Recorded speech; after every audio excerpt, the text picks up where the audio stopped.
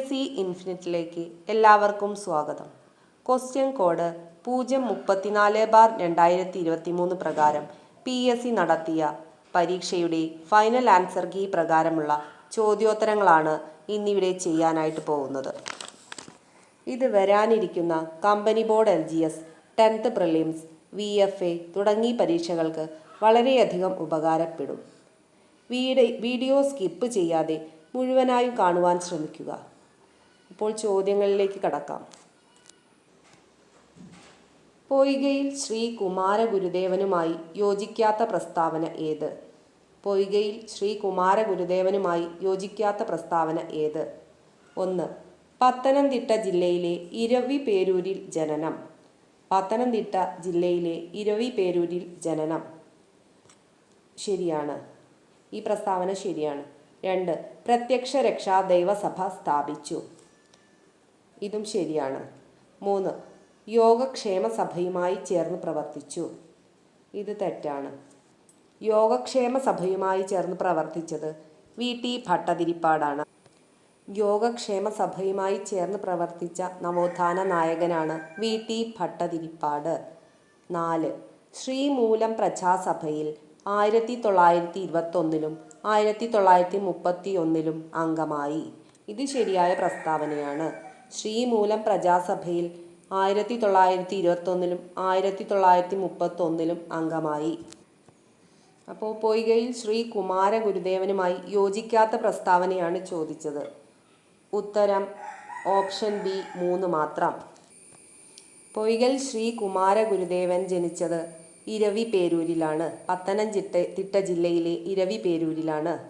അദ്ദേഹം പ്രത്യക്ഷ രക്ഷാ ദൈവസഭ സ്ഥാപിച്ചു. ശ്രീമൂലം പ്രജാസഭയിൽ 1921 1931 അംഗമായിട്ടുണ്ട്. രണ്ടാമത്തെ ചോദ്യം, ശരിയായ ജോഡി കണ്ടെത്തുക. 1. മൂഷകവംശകാവ്യം. മൂഷകവംശകാവ്യം രചിച്ചത് അതുലനാണ്. ഇത് ശരിയായ പ്രസ്താവനയാണ്. 2. തുഹത്തുൽ മുജാഹിദീൻ മക്തി തങ്ങൾ. ഇത് തെറ്റായ പ്രസ്താവനയാണ്. തുഹത്തുൽ മുജാഹിദീൻ രചിച്ചത് ഷെയ്ഖ് സൈനുദ്ദീനാണ്. തുഹത്തുൽ മുജാഹിദീൻ എന്ന ഗ്രന്ഥം രചിച്ചത് ഷെയ്ഖ് സൈനുദ്ദീനാണ്. 3. Keralappazhama Hermann Gundert. കേരളപ്പഴമ എന്ന കൃതി രചിച്ചത് ഹെർമൻ ഗുണ്ടർട്ടാണ്. ഈ പ്രസ്താവന ശരിയാണ്. 4. കേരള സിംഹം CV രാമൻ പിള്ള. ഇത് തെറ്റായ പ്രസ്താവനയാണ്. കേരള സിംഹം എന്ന കൃതി രചിച്ചത് സർദാർ KM പണിക്കരാണ്. കേരള സിംഹം എന്ന കൃതി രചിച്ചത് സർദാർ KM പണിക്കരാണ്. ശരിയായ ജോഡി ആണ് ചോദിച്ചത്. ശരി ഉത്തരം ഓപ്ഷൻ ഡി 1ഉം 3ഉം.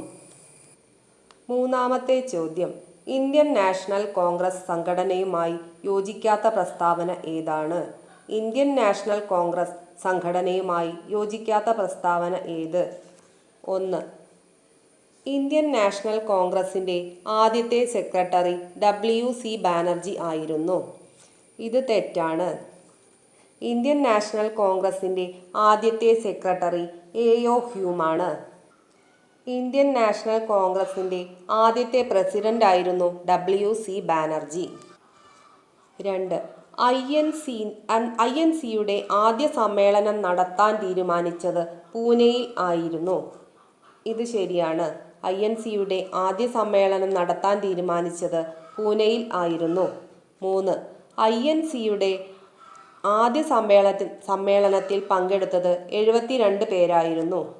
INCയുടെ ആദ്യ സമ്മേളനത്തിൽ പങ്കെടുത്തത് 72 പേരായിരുന്നു. ഇതും ശരിയാണ്. 4. INCയുടെ രണ്ടാം സമ്മേളനം നടന്നത് മദ്രാസിൽ ആയിരുന്നു. ഇത് തെറ്റാണ്. INCയുടെ രണ്ടാമത്തെ സമ്മേളനം നടന്നത് കൊൽക്കത്തയിൽ വെച്ചായിരുന്നു. കൊൽക്കത്തയിലാണ് INCയുടെ രണ്ടാം സമ്മേളനം നടന്നത്. അപ്പോൾ ഇന്ത്യൻ നാഷണൽ കോൺഗ്രസ് സംഘടനയുമായി യോജിക്കാത്ത പ്രസ്താവനയാണ് ചോദിച്ചത്. ഉത്തരം ഓപ്ഷൻ ഡി 1ഉം 4ഉം. ഓപ്ഷൻ ഡി 1ഉം 4ഉം. നാലാമത്തെ ചോദ്യം, ഭാഷാ അടിസ്ഥാനത്തിലുള്ള സംസ്ഥാന പുനഃസംഘടനയുമായി ബന്ധപ്പെട്ട ശരിയായ പ്രസ്താവന കണ്ടെത്തുക. ഭാഷാ അടിസ്ഥാനത്തിലുള്ള സംസ്ഥാന പുനഃസംഘടനയുമായി ബന്ധപ്പെട്ട ശരിയായ പ്രസ്താവന കണ്ടെത്തുക. 1. 1953 ഒക്ടോബർ 1 ആന്ധ്രാ സംസ്ഥാനം നിലവിൽ വന്നത്.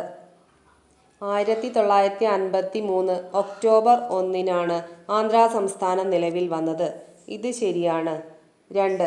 1956 14 സംസ്ഥാനങ്ങളും 6 കേന്ദ്ര ഭരണ പ്രദേശങ്ങളും ഭാഷാ അടിസ്ഥാനത്തിൽ രൂപീകരിക്കപ്പെട്ടു.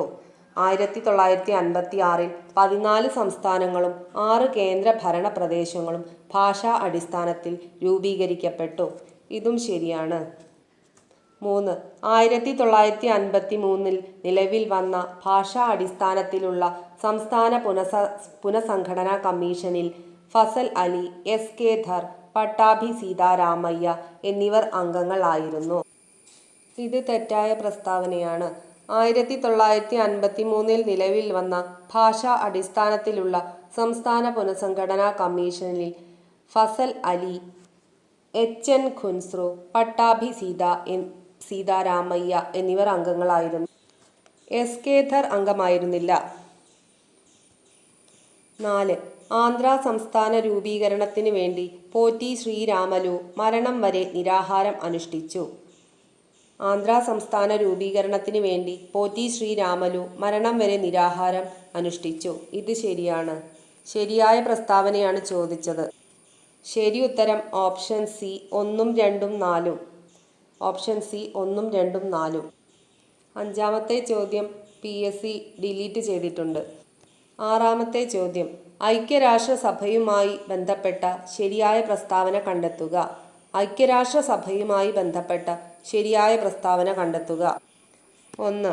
UN കാലാവസ്ഥാ വ്യതിയാന സമ്മേളനം COP27 2022 നവംബറിൽ ഈജിപ്തിലാണ് നടന്നത്. ഇത് ശരിയായ പ്രസ്താവനയാണ്. 2. ഐക്യരാഷ്ട്രസഭയുടെ ഇപ്പോഴത്തെ സെക്രട്ടറി ജനറൽ അന്റോണിയോ ഗുട്ടറസാണ്. ഐക്യരാഷ്ട്രസഭയുടെ ഇപ്പോഴത്തെ സെക്രട്ടറി ജനറൽ അന്റോണിയോ ഗുട്ടറസാണ്. ഇതും ശരിയാണ്. 3. 2022 മനുഷ്യാവകാശ ദിന മുദ്രാവാക്യം എല്ലാവർക്കും അന്തസ്സും സ്വാതന്ത്ര്യവും നീതിയും എന്നുള്ളതാണ്. ഇതും ശരിയാണ്. 4. മനുഷ്യാവകാശങ്ങളുടെ സാർവത്രിക പ്രഖ്യാപനത്തിൻ്റെ 75-ാം വാർഷികം ഐക്യരാഷ്ട്രസഭ 2022 ഡിസംബർ 10 ആഘോഷിച്ചു. ഇത് തെറ്റായ പ്രസ്താവനയാണ്. ശരിയായ പ്രസ്താവനയാണ് ചോദിച്ചത്. ശരി ഉത്തരം ഓപ്ഷൻ എ 1, 2, 3 മാത്രം. 2025 UN കാലാവസ്ഥാ വ്യതിയാന സമ്മേളനമായ COP30 വേദിയാകുന്നത് ബ്രസീലിലെ ബെലേമാണ്. ബ്രസീലിലെ ബെലേം. ഏഴാമത്തെ ചോദ്യം ഭൂമിയുടെ ആന്തരിക ഘടനയുമായി ബന്ധപ്പെട്ട ശരിയായ പ്രസ്താവന ഏതാണ്? ഭൂമിയുടെ ആന്തരിക ഘടനയുമായി ബന്ധപ്പെട്ട ശരിയായ പ്രസ്താവന ഏത്? 1. ഭൂവൽക്കത്തിലെ ഭൂഖണ്ഡങ്ങളുടെ ഭാഗം സിയാൽ എന്നും സിയാലിന് താഴെ കടൽത്തറ ഭാഗം സിമ എന്നും അറിയപ്പെടുന്നു. ഭൂവൽക്കത്തിലെ ഭൂഖണ്ഡങ്ങളുടെ ഭാഗം സിയാൽ എന്നും സിയാലിന് താഴെ കടൽത്തറ ഭാഗം സിമ എന്നും അറിയപ്പെടുന്നു. ഇത് ശരിയായ പ്രസ്താവനയാണ്. 2. ഭൂവൽക്കവും മാൻഡിലും തമ്മിൽ വേർതിരിക്കുന്ന വരമ്പാണ് ഗുട്ടൻബർഗ് വിച്ഛിന്നത. ഇത് തെറ്റായ പ്രസ്താവനയാണ്. പുറക്കാമ്പും മാൻഡിലും തമ്മിൽ വേർതിരിക്കുന്ന വരമ്പാണ് ഗുട്ടൻബർഗ് വിച്ഛിന്നത. 3. ഭൂവൽക്കവും പുറക്കാമ്പും ചേരുന്നതാണ് ലിത്തോസ്ഫിയർ. ഇത് തെറ്റായ പ്രസ്താവനയാണ്. ഭൂവൽക്കവും മാൻഡിലിൻ്റെ ഉപരിഭാഗവും ചേരുന്നതാണ് ലിത്തോസ്ഫിയർ. ഭൂവൽക്കവും മാൻഡിലിൻ്റെ ഉപരിഭാഗവും ചേരുന്നതാണ് ലിത്തോസ്ഫിയർ. 4. മാൻഡിലിൻ്റെ ദുർബലമായ മുകൾ ഭാഗത്തെ അസ്തനോസ്ഫിയർ എന്ന് വിളിക്കുന്നു. മാൻഡിലിൻ്റെ ദുർബലമായ മുകൾ ഭാഗത്തെ അസ്തനോസ്ഫിയർ എന്ന് വിളിക്കുന്നു. ഇത് ശരിയായ പ്രസ്താവനയാണ്. നമ്മളോട് ശരിയായ പ്രസ്താവനയാണ് ചോദിച്ചത്. അപ്പോൾ ശരി ഉത്തരം വരുന്നത് ഓപ്ഷൻ എ 1, 4 മാത്രം. Option A 1, 4. എട്ടാമത്തെ ചോദ്യം താഴെ പറയുന്നവയിൽ ശരിയായ ജോഡി ഏതാണ്? താഴെ പറയുന്നവയിൽ ശരിയായ ജോഡി ഏതാണ്? 1. ട്രോപ്പോസ്ഫിയർ കാലാവസ്ഥാ പ്രതിഭാസങ്ങൾ. ട്രോപ്പോസ്ഫിയറിലാണ് കാലാവസ്ഥാ പ്രതിഭാസങ്ങൾ കാണപ്പെടുന്നത്. ഇത് ശരിയാണ്. 2. അയണോസ്ഫിയർ റേഡിയോ തരംഗങ്ങൾ. അയണോസ്ഫിയറിലാണ് റേഡിയോ തരംഗങ്ങൾ ഉണ്ടാകുന്നത്. ഇതും ശരിയാണ്. 3. സ്ട്രാറ്റോസ്ഫിയർ അറോറ. സ്ട്രാറ്റോസ്ഫിയറിൽ ഓസോൺ പാളി കാണപ്പെടുന്നു. ഓസോൺ പാളി രൂപപ്പെടുന്നത് സ്ട്രാറ്റോസ്ഫിയറിലാണ്. അപ്പോൾ 3 തെറ്റായ ജോഡിയാണ്. 4. മീസോസ്ഫിയർ. ഇതും മീസോസ്ഫിയർ ഓസോൺ പാളി. ഇത് തെറ്റായ പ്രസ്താവനയാണ്. അറോറ പ്രതിഭാസം കാണപ്പെടുന്നത് തെർമോസ്ഫിയറിലാണ്. തെർമോസ്ഫിയറിൽ. ശരിയായ ജോഡിയാണ് ചോദിച്ചത്. ശരി ഉത്തരം ഓപ്ഷൻ ബി 1ഉം 2ഉം. ഓപ്ഷൻ ബി 1ഉം 2ഉം. 9ാമത്തെ ചോദ്യം. ശരിയായ ജോഡി കണ്ടെത്തുക. 1. ഹിമാലയ മടക്കുപർവ്വതം. ഹിമാലയം ഒരു മടക്കുപർവ്വതമാണ്. 2. വിന്ധ്യ സാത്പുര അവശിഷ്ട പർവ്വതം. ഇത് തെറ്റായ ജോഡിയാണ്. വിന്ധ്യ സാത്പുര ഖണ്ഡപർവ്വതത്തിന് ഉദാഹരണമാണ്. വിന്ധ്യ സാത്പുര ഖണ്ഡപർവ്വതമാണ്. 3. ആരവല്ലി. ആരവല്ലി ഖണ്ഡപർവ്വതം എന്നാണ് പറഞ്ഞത്. അതും തെറ്റാണ്. ആരവല്ലി അവശിഷ്ട പർവ്വതത്തിന് ഉദാഹരണമാണ്. 4. ബാരൻ ദ്വീപുകൾ അഗ്നിപർവ്വതം. ബാരൻ ദ്വീപുകൾ അഗ്നിപർവ്വതങ്ങളാണ്. ഇപ്പോൾ ശരിയായ പ്രസ്താവനയാണ് ചോദിച്ചത്. ശരിയായ ജോഡി ഓപ്ഷൻ ബി 1ഉം 4ഉം. ഓപ്ഷൻ ബി 1ഉം 4ഉം. 10ാമത്തെ ചോദ്യം. താഴെ പറയുന്നവയിൽ ശരിയായ പ്രസ്താവന കണ്ടെത്തുക. ശരിയായ പ്രസ്താവനയാണ് ചോദിച്ചത്. 1. അർത്ഥശാസ്ത്രത്തിൽ ചൂർണി എന്ന് പരാമർശിച്ചിരിക്കുന്നത് പെരിയാർ നദിയെയാണ്.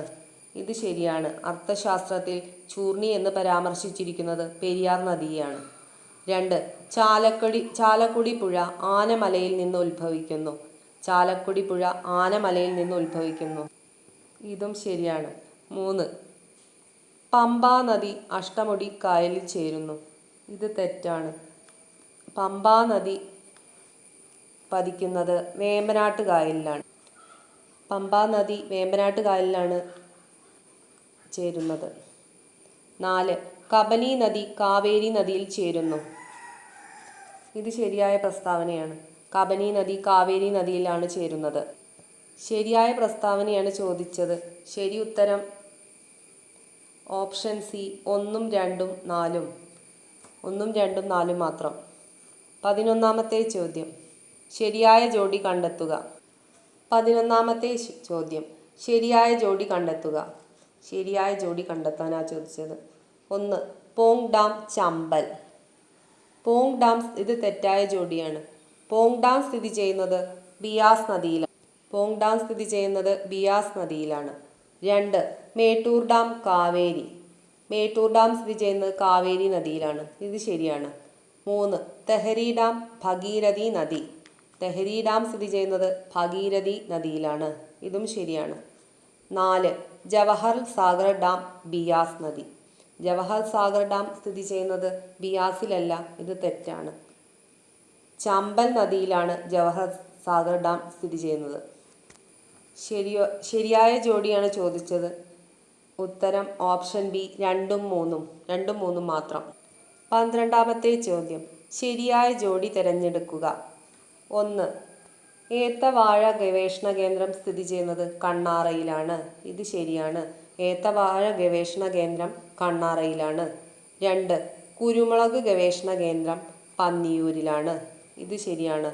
കുരുമുളക് ഗവേഷണ കേന്ദ്രം സ്ഥിതി ചെയ്യുന്നത് പന്നിയൂരിലാണ്. 3. കേന്ദ്ര തോട്ടവിള ഗവേഷണ കേന്ദ്രം ശ്രീകാര്യം. ഇത് തെറ്റാണ്. കേന്ദ്ര തോട്ടവിള ഗവേഷണ കേന്ദ്രം സ്ഥിതി ചെയ്യുന്നത് കാസർഗോഡിലാണ് കേന്ദ്ര തോട്ടവിള ഗവേഷണം സ്ഥിതി ചെയ്യുന്നത്. 4. ഇഞ്ചി ഗവേഷണ കേന്ദ്രം അമ്പലവയലിലാണ്. ഇത് ശരിയാണ്. ഇഞ്ചി ഗവേഷണ കേന്ദ്രം സ്ഥിതി ചെയ്യുന്നത് അമ്പലവയലിലാണ്. അപ്പോൾ നമ്മളോട് ചോദിച്ചത് ശരിയായ ജോഡി തിരഞ്ഞെടുക്കാനാണ്. ശരി ഉത്തരം ഓപ്ഷൻ സി 1ഉം 2ഉം 4ഉം മാത്രം. 1ഉം 2ഉം 4ഉം. 13ാമത്തെ ചോദ്യം. ഇത് PSC ഡിലീറ്റ് ചെയ്തിട്ടുണ്ട്. 14ാമത്തെ ചോദ്യം.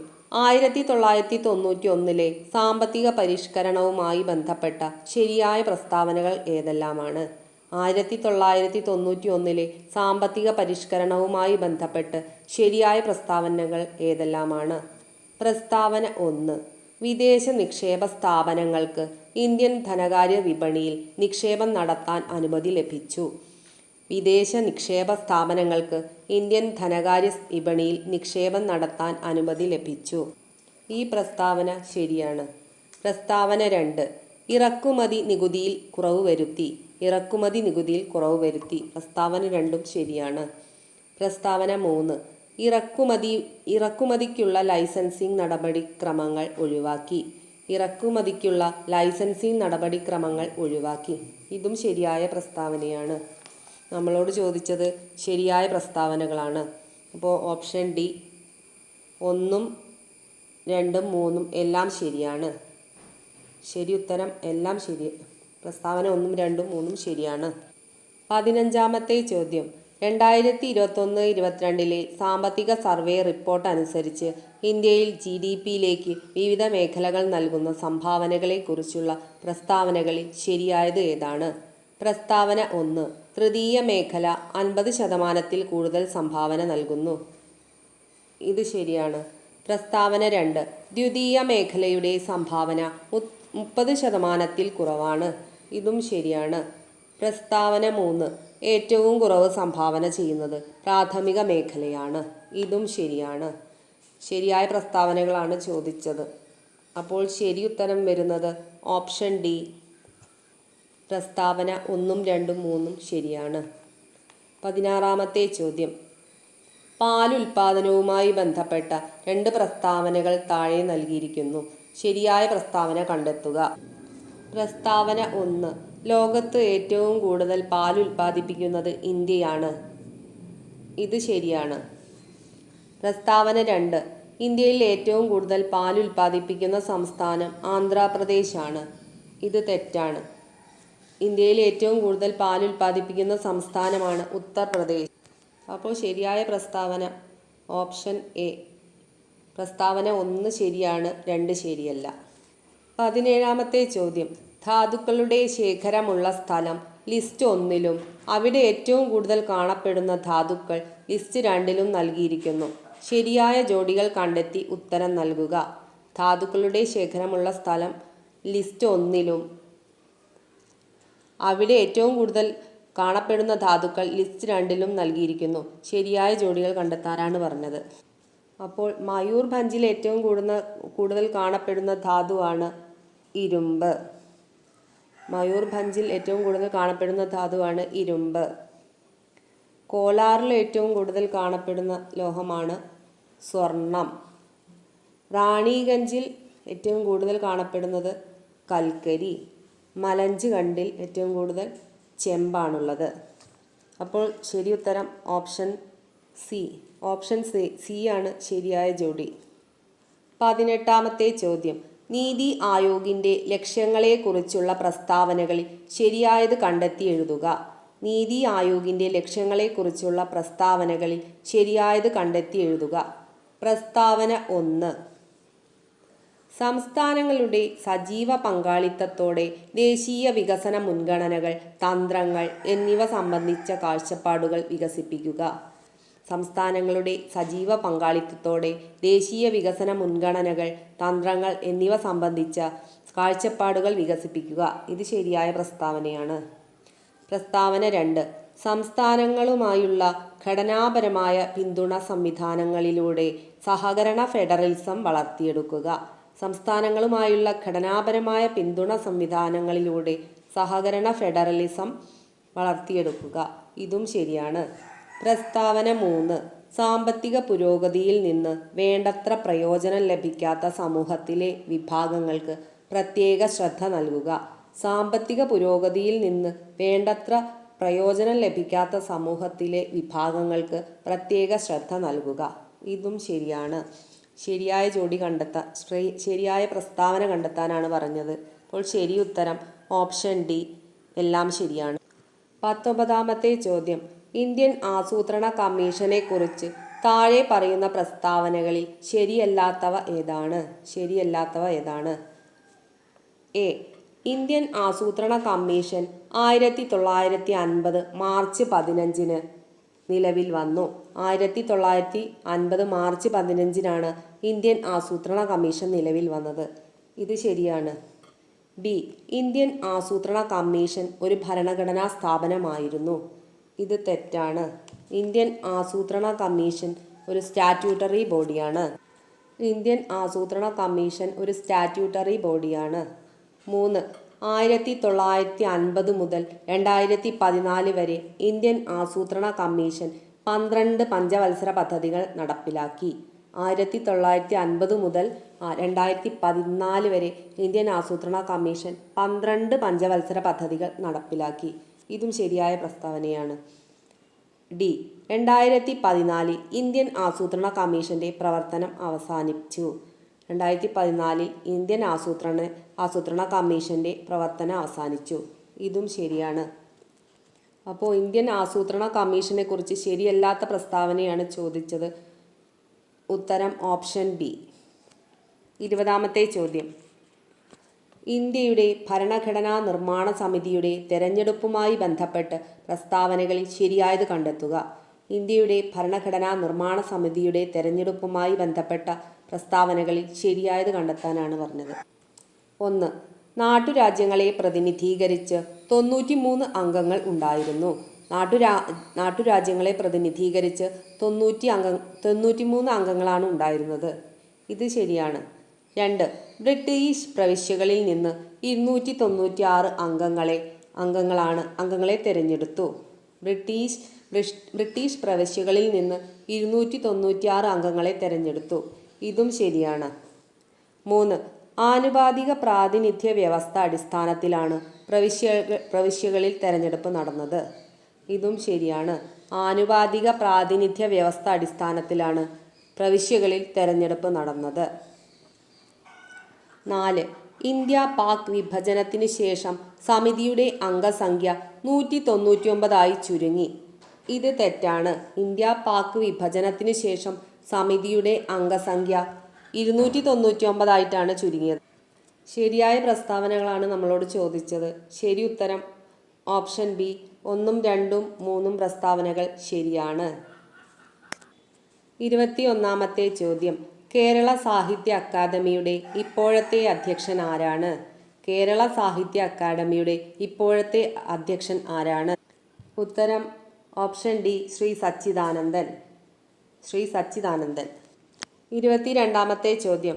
രാജ്യത്ത് ഒരേ തരത്തിലുള്ള നഗരപാലികാ സംവിധാനങ്ങൾ നടപ്പിൽ വരുത്തിയ ഭരണഘടനാ ഭേദഗതി തിരഞ്ഞെടുക്കുക. രാജ്യത്ത് ഒരേ തരത്തിലുള്ള നഗരപാലികാ സംവിധാനങ്ങൾ നടപ്പിൽ വരുത്തിയ ഭരണഘടനാ ഭേദഗതി തിരഞ്ഞെടുക്കുക. ഉത്തരം ഓപ്ഷൻ ഡി. 74ാം ഭേദഗതി. 23ാമത്തെ ചോദ്യം. സംസ്ഥാനത്തിൻ്റെ ഗവൺമെൻറ് ഓഫീസുകളിലെ അഴിമതിയെക്കുറിച്ച് അന്വേഷിക്കുന്നതിനായി സ്ഥാപിക്കപ്പെട്ട ഏജൻസി ഏതാണ്?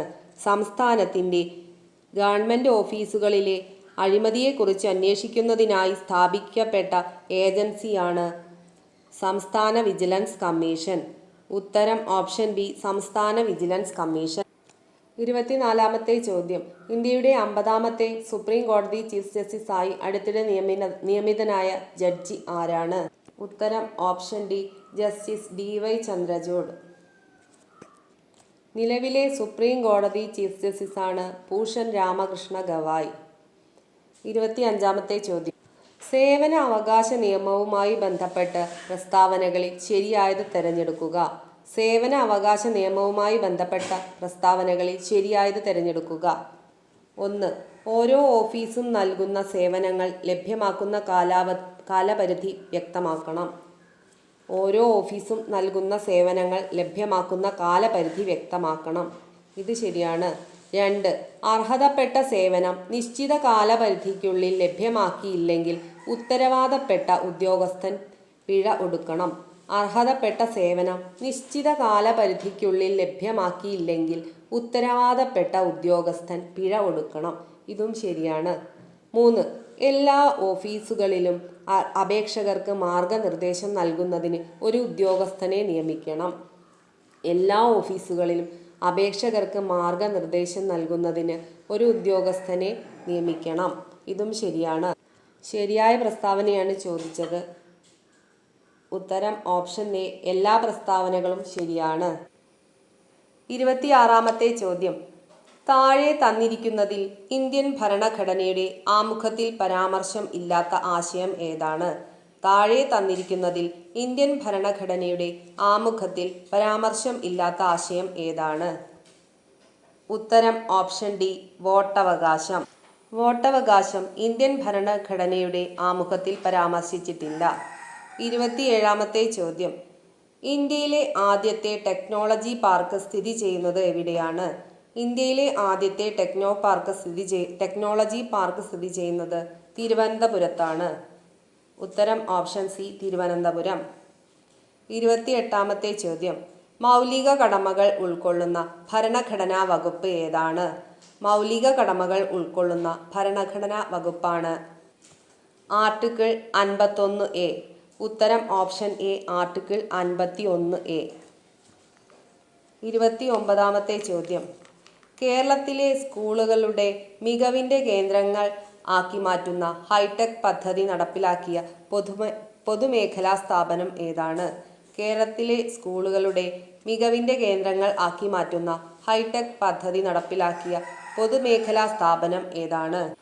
ഉത്തരം option B, Kerala state infrastructure and technology for education. Kerala state infrastructure and technology for education. 30-ാമത്തെ ചോദ്യം. നമ്മുടെ മൗലികാവകാശങ്ങൾ സംബന്ധിച്ച തെറ്റായ പ്രസ്താവന തിരഞ്ഞെടുക്കുക. നമ്മുടെ മൗലികാവകാശങ്ങൾ സംബന്ധിച്ച തെറ്റായ പ്രസ്താവന തിരഞ്ഞെടുക്കുക. 1. മൗലികാവകാശങ്ങൾ ഭരണഘടനയുടെ 3-ാം ഭാഗത്താണ്. ഇത് ശരിയാണ്. മൗലികാവകാശങ്ങൾ ഭരണഘടനയുടെ 3-ാം ഭാഗത്തിലാണ്. ബി. മൗലികാവകാശങ്ങൾ നിഷേധിക്കപ്പെട്ടാൽ കോടതിയെ സമീപിക്കാം. മൗലികാവകാശങ്ങൾ നിഷേധിക്കപ്പെട്ടാൽ കോടതിയെ സമീപിക്കാൻ സാധിക്കും. ഇതും ശരിയാണ്. സി. സ്വത്തവകാശം ഒരു മൗലികാവകാശമാണ്. ഇത് തെറ്റാണ്. സ്വത്തവകാശം ഒരു നിയമാവകാശം മാത്രമാണ്. ഡി.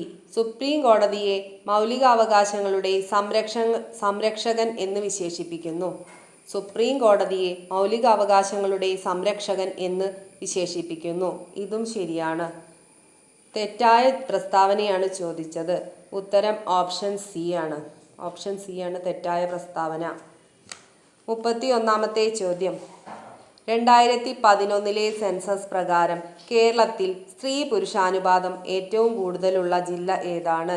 2011 സെൻസസ് പ്രകാരം കേരളത്തിൽ സ്ത്രീ പുരുഷാനുപാതം ഏറ്റവും കൂടുതലുള്ള ജില്ലയാണ് കണ്ണൂർ. ഉത്തരം ഓപ്ഷൻ എ, കണ്ണൂർ. 32-ാമത്തെ ചോദ്യം. എല്ലാവർക്കും പാർപ്പിടം നൽകുക എന്ന ലക്ഷ്യത്തോടെ കേരള സർക്കാർ നടപ്പിലാക്കി വരുന്ന പദ്ധതിയുടെ പേരെന്താണ്? എല്ലാവർക്കും പാർപ്പിടം നൽകുക എന്ന ലക്ഷ്യത്തോടെ കേരള സർക്കാർ നടപ്പിലാക്കി വരുന്ന പദ്ധതിയാണ് ലൈഫ് മിഷൻ പദ്ധതി. ഉത്തരം ഓപ്ഷൻ ഡി, ലൈഫ് മിഷൻ പദ്ധതി. 33-ാമത്തെ ചോദ്യം.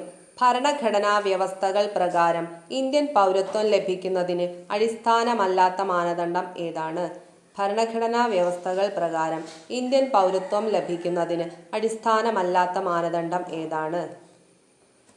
1950 ജനുവരി 26-ന് ശേഷം ഇന്ത്യൻ ഭൂപ്രദേശത്ത് ജനിച്ച വ്യക്തിയായിരിക്കണം. 1950 ജനുവരി 26-ന് ശേഷം ഇന്ത്യൻ ഭൂപ്രദേശത്ത് ജനിച്ച വ്യക്തിയായിരിക്കണം. ഇത് ശരിയാണ്. ബി. മാതാപിതാക്കളിൽ ഒരാൾ ഇന്ത്യൻ പൗരൻ ആയിരിക്കണം. മാതാപിതാക്കളിൽ ഒരാൾ ഇന്ത്യൻ പൗരനായിരിക്കണം. ഇതും ശരിയാണ്. സി. 18 വയസ്സ് പൂർത്തിയായിരിക്കണം. ഇത് തെറ്റാണ്. ഡി. 5 വർഷമോ അതിലധികമോ കാലമായി ഇന്ത്യൻ ഭൂപ്രദേശത്ത് താമസിക്കുന്ന ആളായിരിക്കണം. 5 വർഷമോ അതിലധികമോ കാലമായി ഇന്ത്യൻ ഭൂപ്രദേശത്ത് താമസിക്കുന്ന ആളായിരിക്കണം. ഇതും ശരിയാണ്. നമ്മളോട് ചോദിച്ചത് ഭരണഘടനാ വ്യവസ്ഥകൾ പ്രകാരം ഇന്ത്യൻ പൗരത്വം ലഭിക്കുന്നതിന് അടിസ്ഥാനമല്ലാത്ത മാനദണ്ഡം ഏതാണെന്നാണ്. അപ്പോൾ ഉത്തരം ഓപ്ഷൻ സി. ഓപ്ഷൻ സി ആണ് ഉത്തരം. 34-ാമത്തെ ചോദ്യം. പക്ഷികളുടെ സംരക്ഷണത്തിനായി നീക്കി വച്ചിരിക്കുന്ന പ്രദേശം ഏതാണ്? പക്ഷികളുടെ സംരക്ഷണത്തിനായി നീക്കി വച്ചിരിക്കുന്ന പ്രദേശമാണ് തട്ടേക്കാട്. ഉത്തരം ഓപ്ഷൻ ബി, തട്ടേക്കാട്. 35-ാമത്തെ ചോദ്യം. മനുഷ്യ ശരീരത്തിൽ തരുണാസ്ഥികൾ കാണപ്പെടുന്നത് എവിടേക്കാണ്? മനുഷ്യ ശരീരത്തിൽ തരുണാസ്ഥികൾ കാണപ്പെടുന്നത് 1. ചെവിക്കുടയിൽ, 2. കശേരുകൾക്കിടയിൽ, 3. രണ്ട് അസ്ഥികൾ ചേരുന്ന ഭാഗത്ത്, 4. നേസൽ സെപ്റ്റത്തിൽ. ചെവിക്കുടയിലും കശേരുകൾക്കിടയിലും രണ്ട് അസ്ഥികൾ ചേരുന്ന ഭാഗത്തും നേസൽ സെപ്റ്റത്തിലുമാണ് തരുണാസ്ഥികൾ കാണപ്പെടുന്നത്. ഉത്തരം ഓപ്ഷൻ ഡി 1, 2, 3, 4. 36-ാമത്തെ ചോദ്യം. എല്ലുകളുടെയും പല്ലുകളുടെയും വളർച്ചയ്ക്ക് ആവശ്യമില്ലാത്ത ഘടകം ഏതാണ്? ഉത്തരം ഓപ്ഷൻ എ ഇരുമ്പ്. 37-ാമത്തെ ചോദ്യം. കോവിഡ്-19 കാരണമായ സൂക്ഷ്മജീവി ഏതാണ്? ഉത്തരം ഓപ്ഷൻ സി വൈറസ്. 38-ാമത്തെ ചോദ്യം. ജന്തുകോശങ്ങളിൽ കൂടുതലായി ഉൽപ്പാദിപ്പിക്കപ്പെടുന്ന വാതകം ഏതാണ്? ഉത്തരം option A carbon dioxide. 39-ാമത്തെ ചോദ്യം. കേന്ദ്ര സുഗന്ധവിള ഗവേഷണ കേന്ദ്രം സ്ഥിതി ചെയ്യുന്ന ജില്ല ഏതാണ്? കോഴിക്കോടാണ് കേന്ദ്ര സുഗന്ധവിള ഗവേഷണ കേന്ദ്രം സ്ഥിതി ചെയ്യുന്നത്. ശരി ഉത്തരം ഓപ്ഷൻ സി 1 മാത്രം. 40-ാമത്തെ ചോദ്യം. AB രക്തഗ്രൂപ്പുള്ള ഒരാൾക്ക് ഏതൊക്കെ ഗ്രൂപ്പുകാർക്ക് രക്തം ദാനം ചെയ്യാൻ സാധിക്കും? ഉത്തരം ഓപ്ഷൻ ഡി രക്തഗ്രൂപ്പ് AB. 41-ാമത്തെ ചോദ്യം. പശ്ചിമഘട്ടത്തിൽ ഉൾപ്പെടാത്ത സംസ്ഥാനം ഏതാണ്? പശ്ചിമഘട്ടത്തിൽ ഉൾപ്പെടാത്ത സംസ്ഥാനം ഏതാണ്? ഉത്തരം ഓപ്ഷൻ ബി രാജസ്ഥാൻ. വീഡിയോ ഇഷ്ടപ്പെട്ടാൽ എല്ലാവരും സബ്സ്ക്രൈബ് ചെയ്യാനും ലൈക്ക് ചെയ്യാനും മറക്കരുത്. വീഡിയോ കണ്ട എല്ലാവർക്കും നന്ദി.